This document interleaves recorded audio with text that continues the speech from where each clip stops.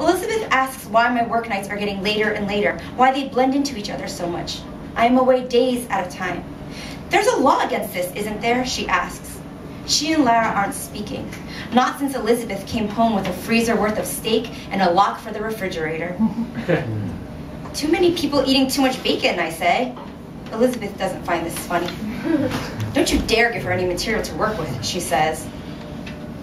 I don't know how to explain to her the way the ground feels firmest when I have my hands in somebody's chest. The way the noise of my body distills into a single point. The point at the end of my fingers, the point of the scalpel. I trace pathways of arteries and veins, follow thin nerves and swaths of flesh, logical roadmaps where everything makes sense. There's relief in those moments of mending. There's forgiveness. I come home at 5 in the morning. Elizabeth and Lara are asleep, and the house is silent with their breathing. Suddenly, I feel ravenous, but then I realize I can't get into my own fridge. One day soon, I will take my daughter aside and tell her, be careful of boys. Not because they want to kiss you or paw you or slide their hands up that skirt you insist on wearing, but because boys fall in love recklessly before they know what love is. Because boys promise worlds that maybe even grown men never learn to give.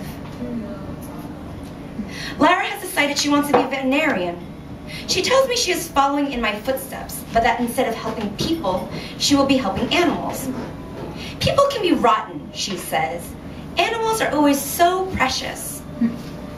Everything is precious these days. Not just puppies and babies, but also snakes and beetles and trees and scarves and jingles on the radio. She says it in an affected tone, a hand to her chest. Well, isn't that precious? Honey, you're not auditioning for Gone with the Wind, Elizabeth said once. Lara immediately dropped her hand to her side and scowled. That movie is racist, she retorted. I think being a vet is a fine idea, I tell Lara when she announces her intention. It's hard work, though, and animals bite. Humans don't. They only bite because they're scared, she says. When humans are scared, they do even meaner things. We were 18 when Vera finally let me kiss her hips and touch her thighs, when she finally let me fumble my way into her. From then on, all I wanted was to be drenched in this thing we called love. Vera, I should have told you to run away when you cried into my arms because your father would not let you go to that ballet school in New York City. I should have been more generous in my thoughts. I shouldn't have harbored that selfish glee, that concealed satisfaction at your tears. It wasn't the tears themselves, of course, that I was happy about.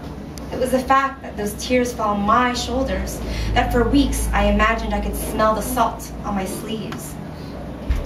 No, I didn't want her to go. I wanted her to stay. I promised her I would marry her. I thought marriage meant we would be able to make love continuously, and for this I needed her near. I was barely 18. I didn't understand what I wished for. They say girls carry with them the sins of their fathers. But right now, Lara still calls me daddy.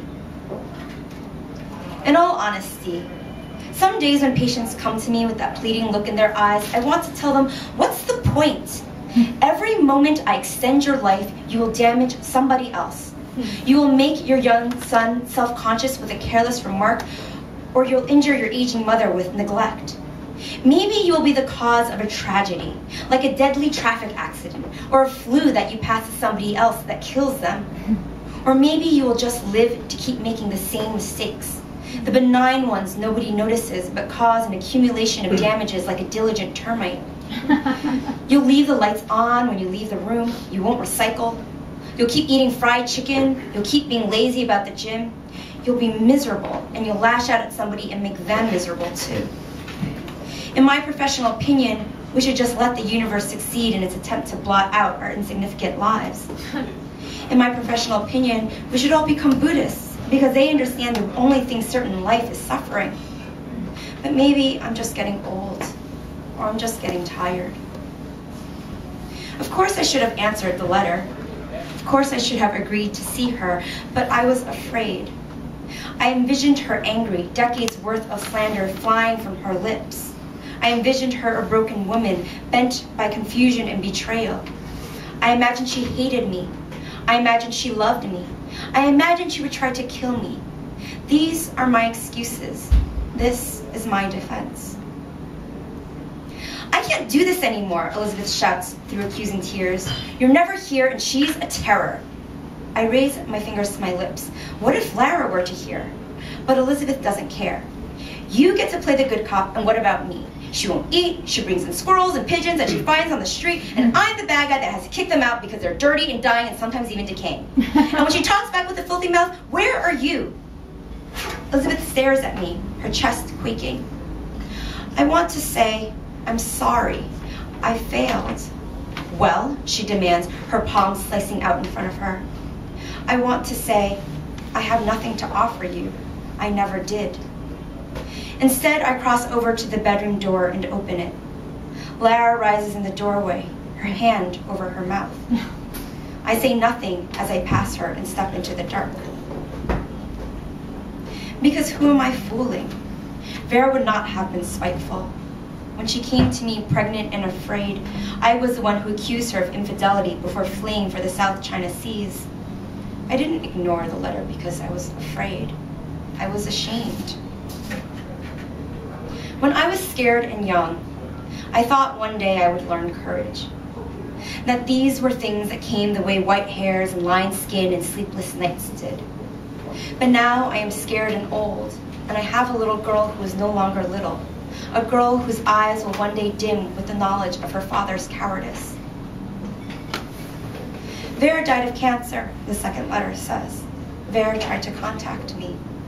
Vera had a final wish, and it was to tell me our dead daughter's name.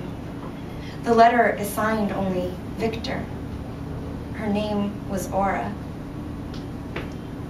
Lara, as a toddler, climbing up shelves, pulling down books, throwing tissue boxes across the room. Lara throwing tantrums because her potatoes touched her peas. Lara singing You're My Sunshine to herself while sitting on the toilet. Lara crying in the middle of the night when Elizabeth was too tired to hear. Lara following me through the house with a plastic stethoscope around her neck. Lara laughing at stories. Lara thinking about jigsaw puzzles. Lara's face shivering with joy when presented with her first cone of cotton candy. Lara drooling in her sleep. Lara's handprint artwork for Father's Day. Lara wanting to fly. Lara and the little blue block with the letter N that she always carried with her. Lara with her face pressed against the goldfish bowl. Lara twirling. Lara smiling. Lara barring the door in the mornings because she did not want me to leave.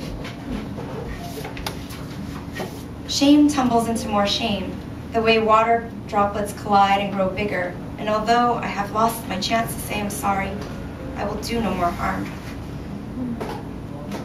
These are my mornings, the kinds that are always black. The clock reads 4 a.m., and Elizabeth does not stir. She always sleeps so dreamlessly.